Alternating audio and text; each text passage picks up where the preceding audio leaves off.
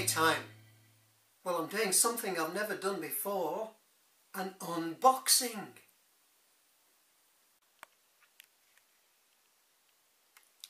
Been on pre-order for a long time, and finally it's arrived.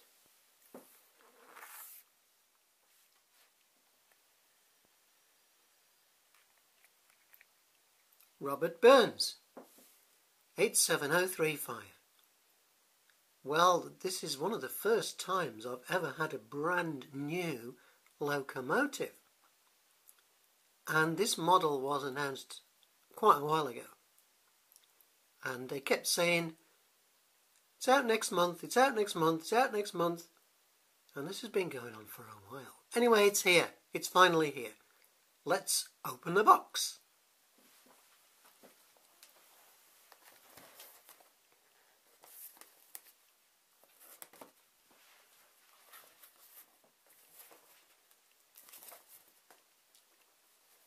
Crumbs, that's a bit stiff.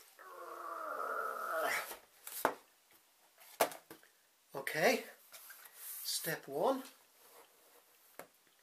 step 2,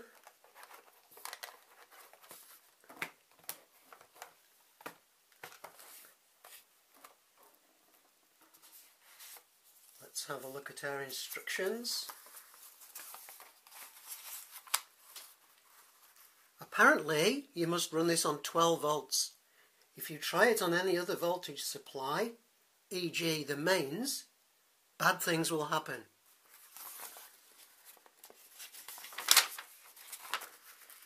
Put oil here, take the lid off there, put your DC decoder in there.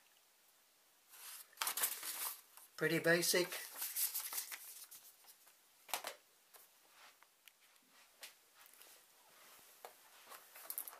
Okay, another bit of sliding.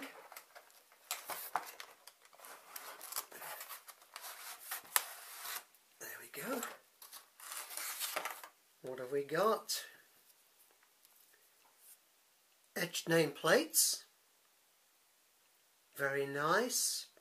Attached using blue tack. Well, I probably won't use blue tack, but I'll probably use those. They're very nice.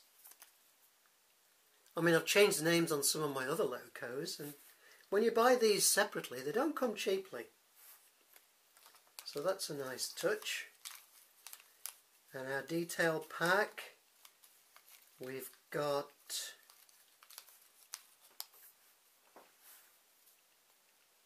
a coupling and some little accessories to put on the buffer beam. Very nice.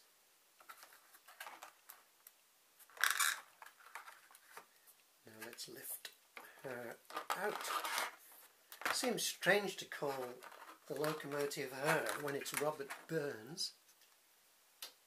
But there you are.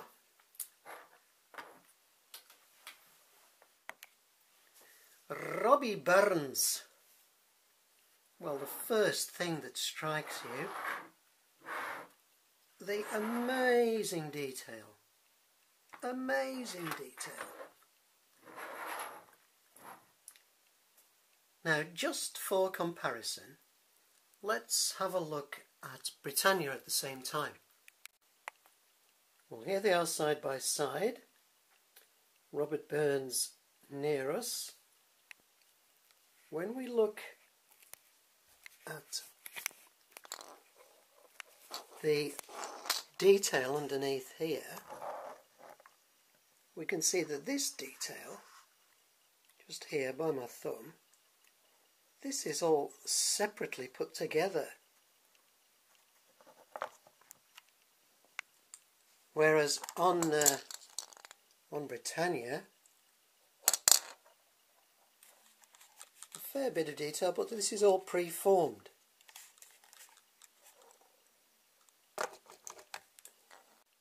Well, now I've invited Black Douglas along so we can compare the pantographs. Well, this Lima pantograph, it's a tough old pantograph. It certainly is well designed and well built.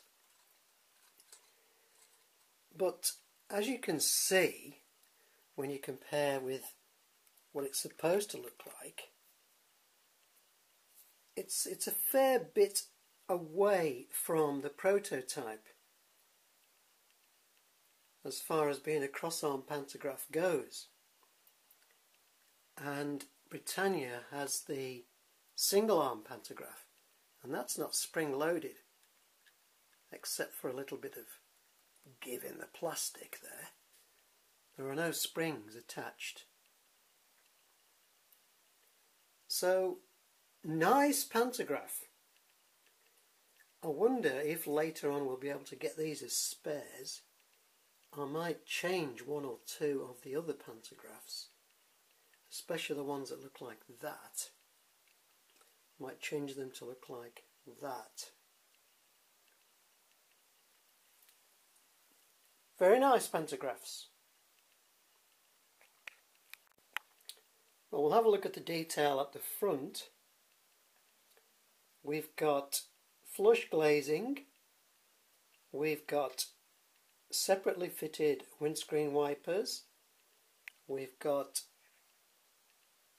a separately fitted handrail at the front, and here this little cable separately fitted, whereas on the older Lima models, yeah, we got windscreen wipers, but they were moulded in to the glass, or plastic representing glass, and the cables at the front were all moulded.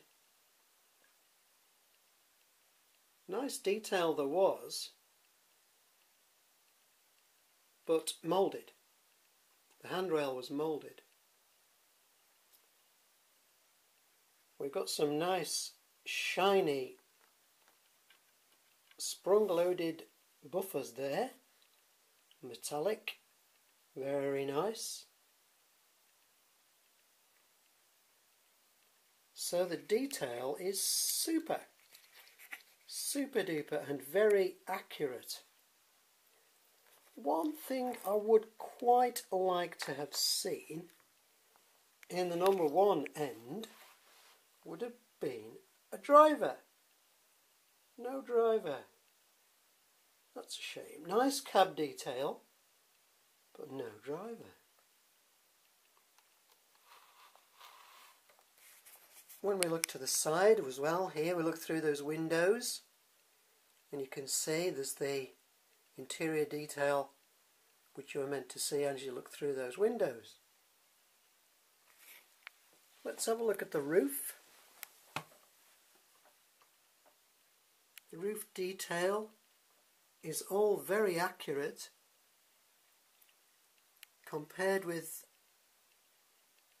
this one. It's better, but it's not a lot different really.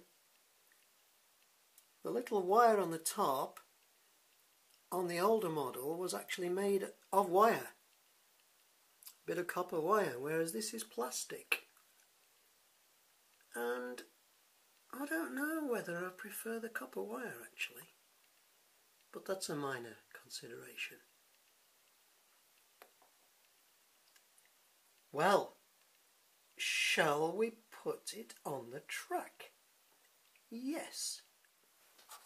Well, I did have this decoder ready to put in.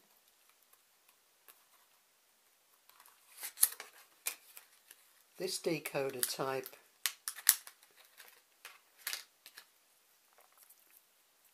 with the pins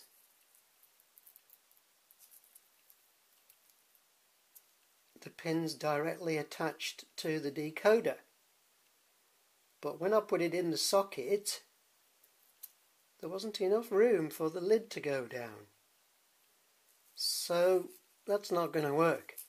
What you have to do is get one with the 8-pin socket connector separate from the decoder with the wires in between, and the space at the side, a little pocket there. Why don't I just show you? Well, loosening the lid, you've got to just put your fingernails under there and pull, and then fingernails under there and pull, and it lifts off. It's easy to do, but there are so many, the details here, these little bits on the top and these little bits underneath here, you've got to be very careful. So that's the lid off. Really heavy construction here, giving it a lot of weight. Well, this is where I've put the decoder in, into this little side pocket, and that seems to work fine. But as I say, the other one wouldn't fit in there because there wasn't room. If you want to put a speaker in, there's room under here, so you'd unscrew that and unscrew that, lift and put your speaker in underneath. I might get round to that later. No, that's the wrong way around because the windows have to go next to those grey bits.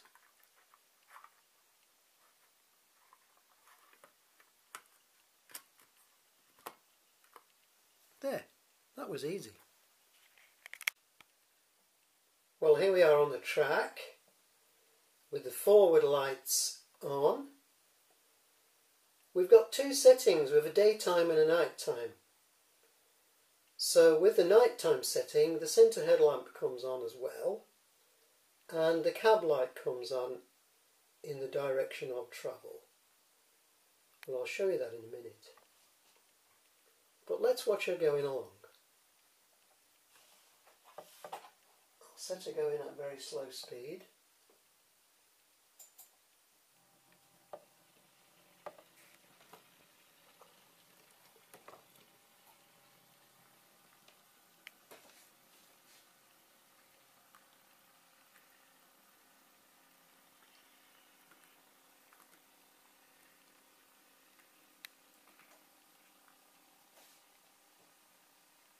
Okay.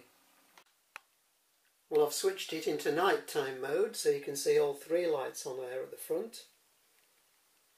Can't really see the cab light just at the moment, it's a bit too light. Probably have to wait to nighttime to see that properly. Well, when it's in the dark, underneath the board there, you can see the cab lights a lot clearer. Well, this shows you the pulling power. It will pull the CMX. And I've only got about 2 locos that will do that. So this is a strong locomotive.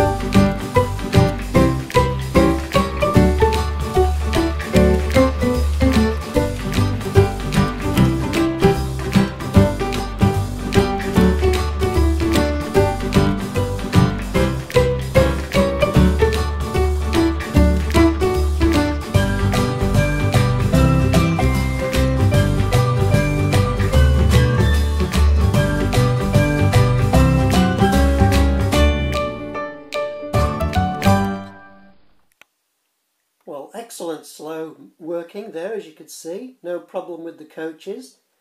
We'll send her up the incline now with 8-wheel pickup and 8-wheel drive should have no problem at all.